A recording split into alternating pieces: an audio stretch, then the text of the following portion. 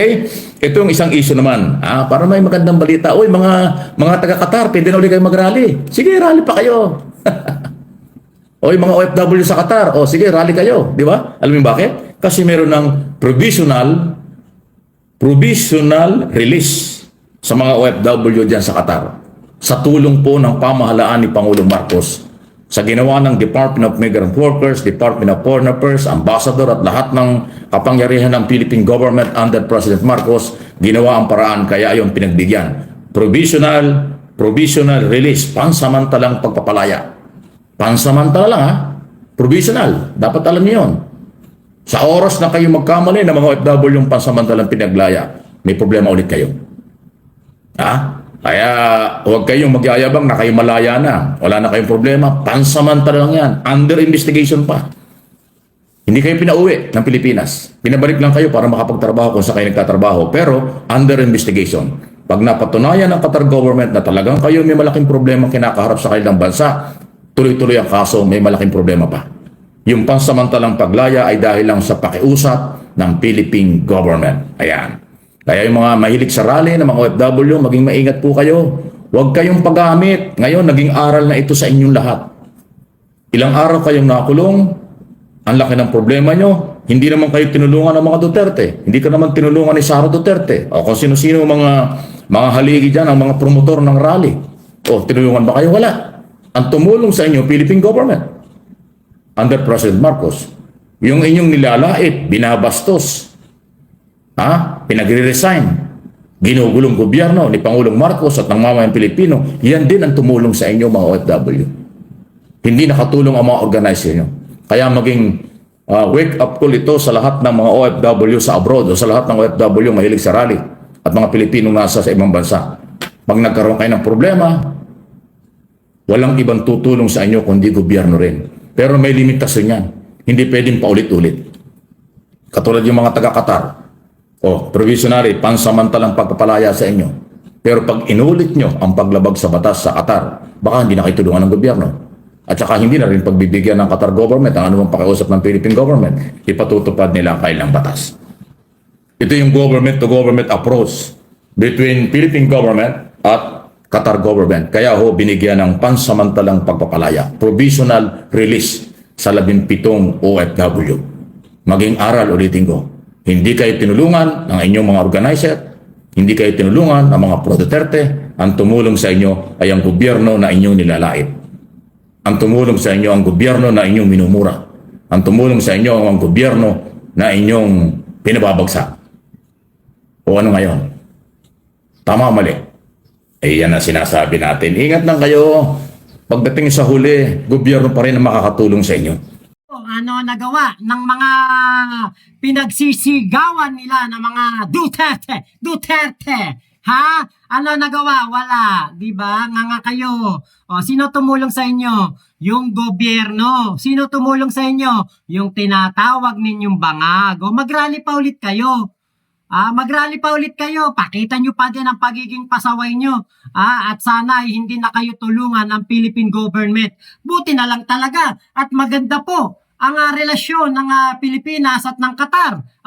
Napakadali lang po na napalaya itong mga pasaway at mga bobong OFW na DDS dyan po sa Qatar.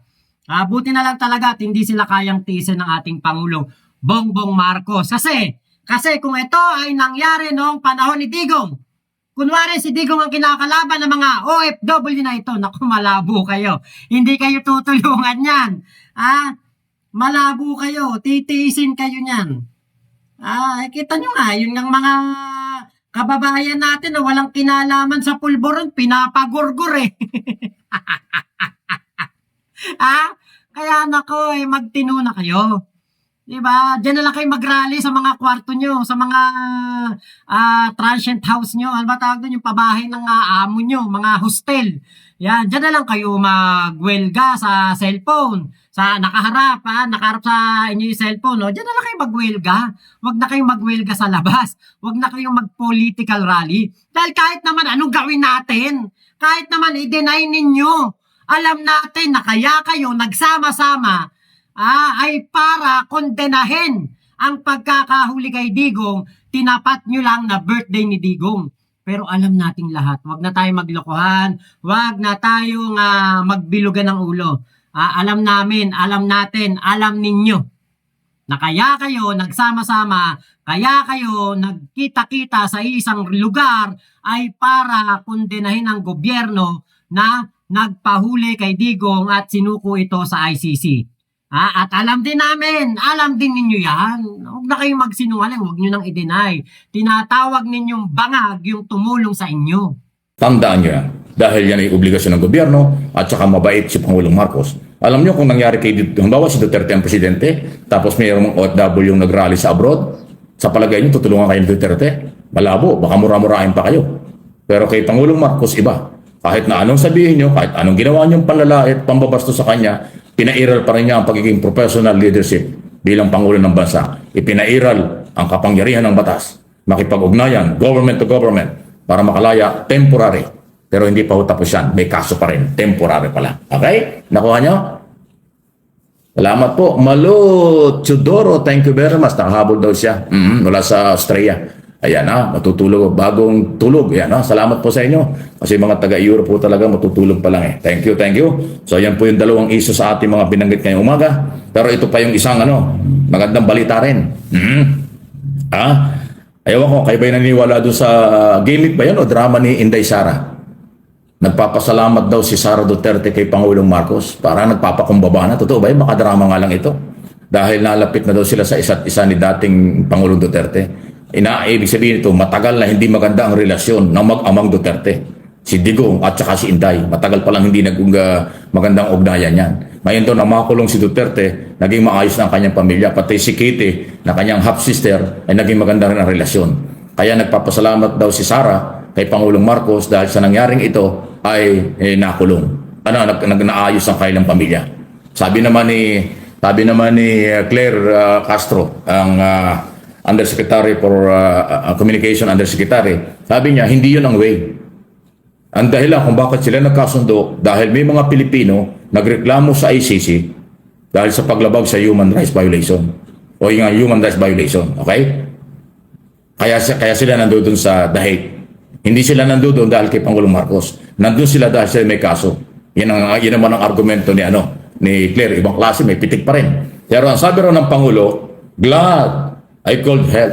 Ayan. Sabi niya, Mr. President, sabi ni Yosek Castro, nagpapasalamat po si Sara Duterte daw po, Vice President, dahil nabuo kailang pamilya doon sa The Hague. Dahil nga ho sama-sama sila ron. Sabi daw ng Pangulong Marcos, glad I called help. Wow. Kaya na lang ho, maiksing sagot lang, pero may laman. Di ba? Ayun. Pero yung pagdidiin ni Castro, na kaya sila nandoon, hindi dahil kay Pangulong Marcos. Nandun sila dahil pinapanagot doon sa crime against humanity. Pitik pa rin, di ba?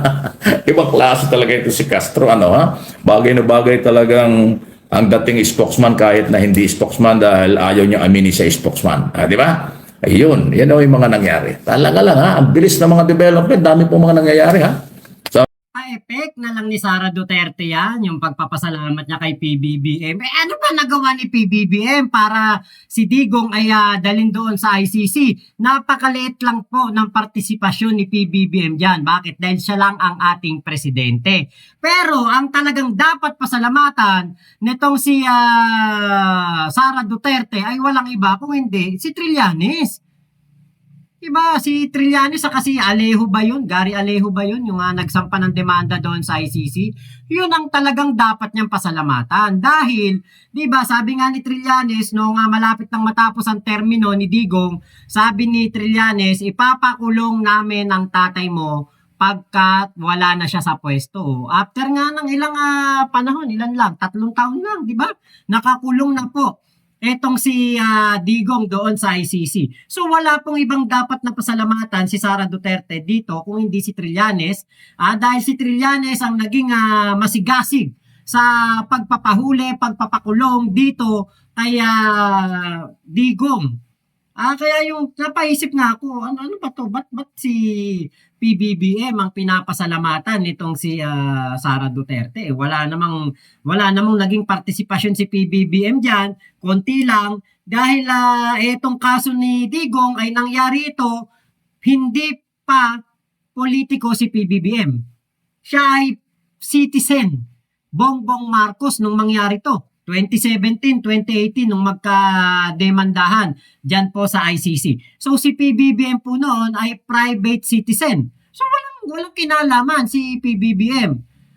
Nung umalis si Digong sa ICC, pero hindi siya umalis ng Interpol, at ginawa lamang ni PBBM ang tama na etong si Digong ay isuko sa Interpol dahil nandiyan na ang Interpol. Meron tayong pananagutan sa Interpol. Kailangan nating makipagtulungan sa Interpol kapag sila ay may kailangan sa atin dahil kapag tayo naman ang may kailangan sa kanila ay tinutulungan nila tayo. So ginawa lang ni PBBM yung nararapat, yung tama, yung sumusunod sa rule of law at yung pananagutan natin sa Interpol. So sinuko si Digong, di ba? Umarkila pa nga tayo ng private jet na pagkaganda-ganda. Hindi kaya dapat ang pinaano dito kaya yung Cessna?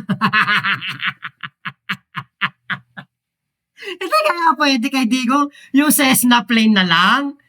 Yung kakarag-karag lang, ba't private jet pa yung pinaano kasi? Di sana wala nang issue ngayon, ano?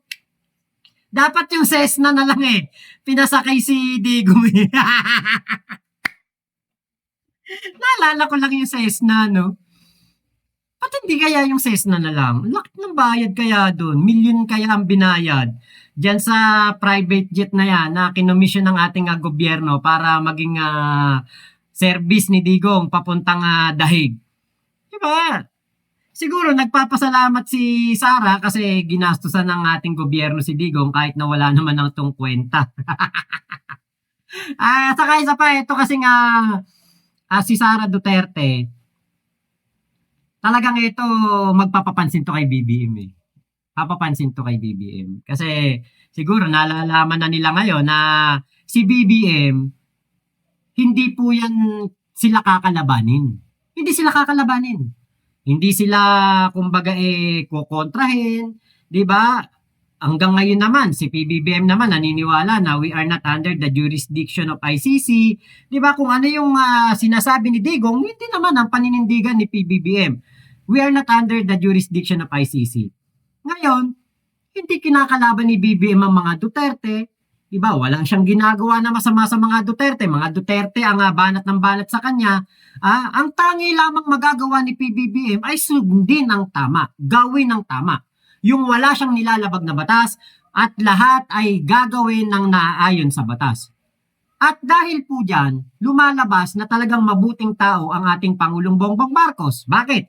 Kasi sinusunod niya ang batas, sinusunod niya ang due process, sumusunod siya sa pananagutan ng ating bansa sa Interpol.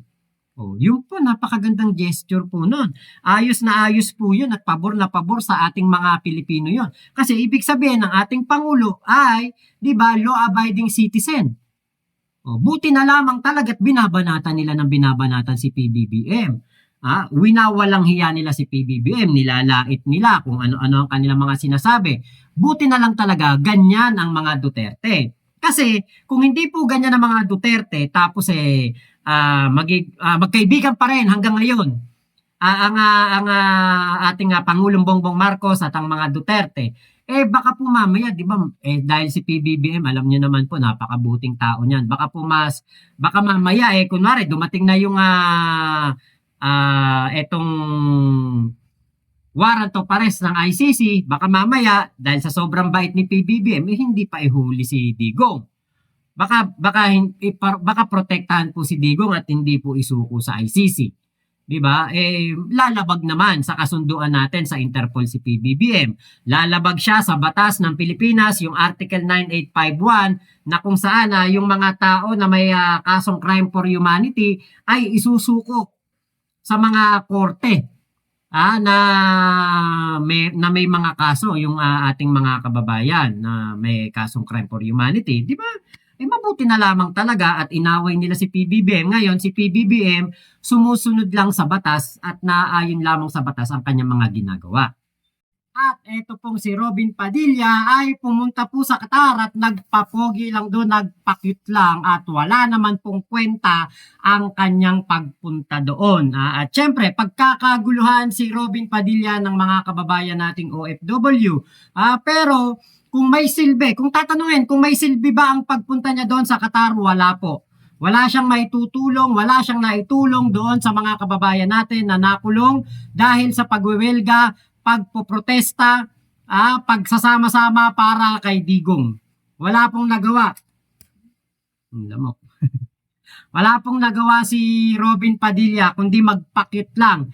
Pumunta po siya doon sa Dahig, pumunta siya sa Dahig, sa Netherlands para magpakyut, para magpasiklab, para magpabida-bida, pero wala pong kwenta ang kanyang pagpunta doon. Ngayon, nung meron pong mga nakulong siguro na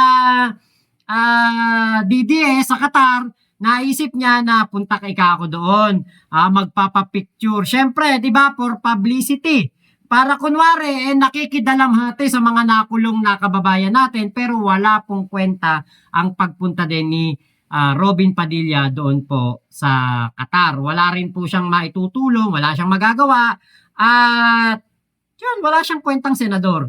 At dapat dito hindi na talaga pinapasahod. Pati si VP Sara hindi na dapat to pinapasahod.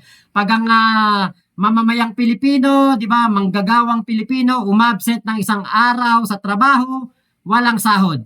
Kapag yan ay nagkasunod-sunod ng pag-absent sa trabaho, tanggal pa sa trabaho. Samantalang itong mga politiko na ito, itong ating mga kababayan na inihalal ng taong bayan ay nagsisilbi lang po para sa kanilang pansariling interes, nagsisilbi lang para kay Digong. Hindi sila nagsisilbi para sa atin. Para kay Digong lang ang kanilang ginagawa. At ang etong si Robin Padilla ang isa sa katibayan na kayang gawin talaga ng isang DDS, ng isang supporter ni Digong. Ang gusto niya, kaya ito'y labag sa batas, kaya ito ay maging pangit pa sa paningin ng ibang tao. Ang importante, mahimod niya ang tumbong ni Digong. So ilabang po, maraming salamat sa pagsama nyo dito sa aking vlog na ito. Happy weekend sa ating mga kababayan at sa mga kababayan nating OFW. Ingat po kayo sa inyong mga off day. Ingat po kayo sa inyong mga pamamasyal. At nako, alam nyo na. Kung meron po kayong makitang mga fake news, huwag nyo po yung papanoorin. Huwag nyo po yung iintindihin. Dito lang po tayo kay Sir Mike Abe. Mike Abe Opinions at MA Pinoy TV dito sa YouTube. Walang fake news, walang katarantuduhan. Puro facts at tamang info lamang para sa ating mga kababayan. So, lamang po, maraming salamat. Ingat po kayo, Mama Chup Chup. Love you, love you. God bless us all, Pilipinas. God first.